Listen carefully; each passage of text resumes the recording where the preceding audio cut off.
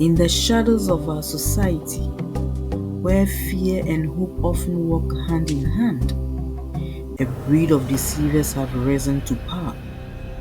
Clad in the robes of spirituality, they exploit the faith of the vulnerable, promising miracles and salvation, while using sinister means to build their empires. These imposters twist religious teachings, spread fear, and prey on the most vulnerable, using lies and manipulations to build their own wealth and influence.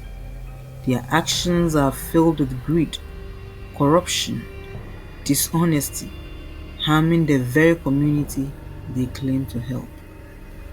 What's even more troubling is that many people who are being deceived by these fraudsters continue to defend them, even when the truth of their wrongdoing is clear. This blind loyalty allows these con artists to keep taking advantage of others, creating a harmful cycle that slows the progress of our society. Instead of holding them accountable, people protect them, making it even harder to break free from their control. About a decade ago, in a small town in the green coast of Africa, surrounded by hills and lively markets, lived a prophet named Elkan. He had come all the way from the United States, bringing his wife, Sarah, with him. They were on a mission to spread the word of God and help the people of this beautiful town. The people loved and respected El. They saw him as a holy man, well respected by many, a rare breed who had given up his life of comfort in America to serve humanity. He was always there, preaching, delivering the oppressed, healing the sick, helping the poor, and winning souls for Christ. Everyone admired him for his kindness and devotion. But was he really the angel they perceived him to be? Behind his warm smile and kind words hid a dark secret. The man was not just a fake prophet. He was a master manipulator who used cunning and sinister methods to rob the community of their most precious resource, gold. He presented himself as a spiritual leader, claiming to have direct communication with God and the divine, and promised to bring wealth, prosperity, and protection to anyone who followed his teachings. In the small African community, where gold was more than just a symbol of wealth, it was the lifeblood of the people. His promises held great appeal. The people entrusted their gold to him, believed his words that their gold would be blessed and multiplied. He told them that before they can get it back, the gold needed to be anointed and purified, where he would pray over it and call on the heavens to bring forth abundance, ensuring their prosperity for generations. But behind the display of the anointing and purification, there was nothing spiritual about his actions. He had set up hidden smelting operations where the gold would be collected and melted down. The gold never returned to the people as promised. Instead, he funneled it into underground markets, exporting and selling it to traders and pocketing the wealth for himself and his family. The people, unaware of the scam, were told that their gold was in divine safekeeping and would be returned to them when the time was right. As the months passed, El continued to weave a web of lies, telling the community that their sacrifices were paying off and that they must continue to give. Those who questioned him were silenced with threats of spiritual curses or social isolation. Fear and blind faith kept them trapped in his grips. El had secret affairs with several women in the town. He would meet them in hidden places, far away from where anyone could see. He made sure no one would find out, not even his wife. Some of these women became pregnant, but El didn't want any of them to have his child. He He would slip drugs into their drinks or force them to get rid of the baby. And if any woman refused, she would go missing, never to be seen again. People in the town whispered about the missing women, but no one could prove anything as there were no evidence. Even when his wife, Sarah, asked him about the rumors, El would lie, hiding the truth from her and everyone else. How he managed to maintain his double life was beyond what anyone could imagine. One day, El met a young woman named Grace. She was beautiful and full of life. Grace was drawn to El, and soon they began a secret relationship. She had convinced herself with her mother that El's wife was okay with their affair since she was old and couldn't have children for him, which was not true. Grace, totally blinded by greed, will sell any fantasy to herself just to be with El, and this she will greatly pay for. As time went on, Grace became pregnant. She was excited and convinced El to marry her. Reluctantly, El agreed. They had a secret traditional marriage ceremony where El paid her bride price. Grace was happy, thinking she was his legal wife in every sense. Little did she know that the legal marriage between El and Sarah in the US was the one that truly counted under the law. El was not happy at all. He began to worry about what would happen if Sarah found out. His reputation would be ruined and he could lose everything. The thought of having a child with Grace terrified him. What was his best kept secret was about to blow up. He had to do something before things got out of hand. After the marriage, El convinced Grace to stay with her parents due to her pregnancy, and El would visit her often. He would bring her gifts and talk about their future together. But all the while, he was planning something sinister. One day, he visited Grace as usual. While they were chatting in the living room, Grace excused herself to use the bathroom. Elle quickly slipped a substance into her fruit juice on the table. When she returned and drank it, she suddenly felt a sharp pain in her stomach. The pain grew worse, and soon she was rushed to the hospital. Tragically, she suffered a miscarriage. Though Elle felt a sense of relief, he knew his troubles were far from over.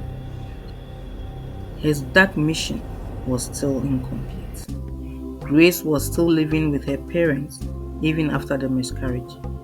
Elle told her to stay with them for a while, whilst he make arrangements for them to be together. A month later, Elle went to see Grace's mother. He told her that he wanted to take Grace out since he was traveling to America the next day. He said he might not be back for a long time, so he wanted to spend some time with Grace and take her for shopping before he left. Grace quickly got ready, excited to spend the day with him. This is the story of Elle.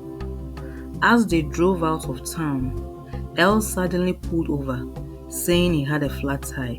Grace got out to help him, but as they were fixing the tire, something terrible happened.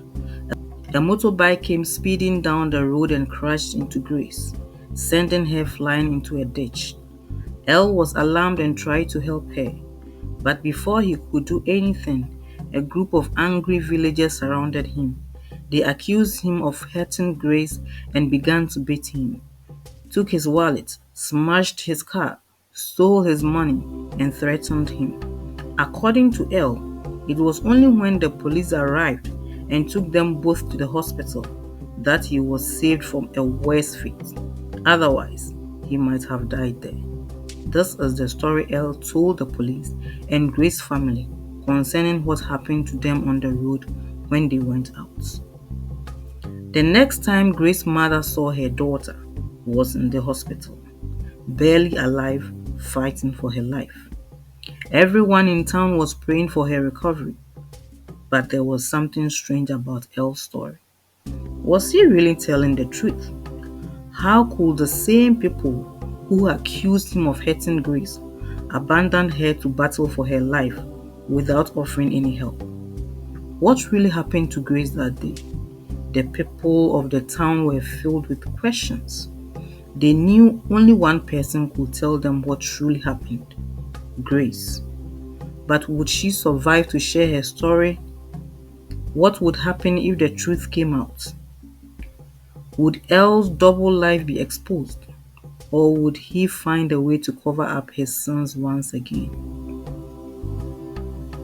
The town was filled with suspense as they waited, hoping and praying for Grace to wake up and reveal the truth. The secrets were deep and the lies were thick.